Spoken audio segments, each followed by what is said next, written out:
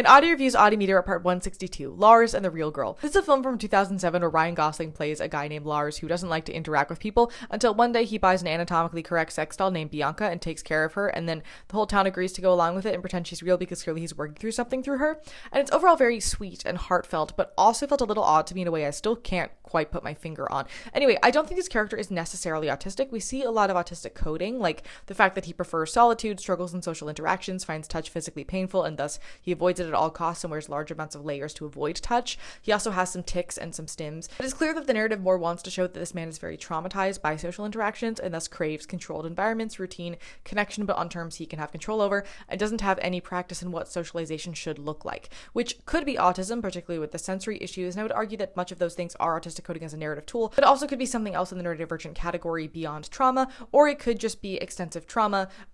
This is also behavior that we're seeing more of post-pandemic from people who are in isolation for a long period of time. I don't think that line needs to be stated or clear because at the end of the day, it doesn't really matter what it is or is not. But what I did like about this film was how the town was so willing to say, yeah, this dude's working through something in a way that's safe for him and might be weird for us, but he needs our help and this doctor says that it's okay and safe, so we're gonna go with it because we love him. In the beginning of the movie, it felt like most people were deciding how he should behave and that he should hug people and interact with people in a certain way, and they were ignoring his boundaries in a way that clearly made him shut up even more into himself. And over the course of the film, they all learned to accept him for how he is, but also aid him in his journey to becoming who he's going to be, which I thought was very nice, but the film itself is just really strange.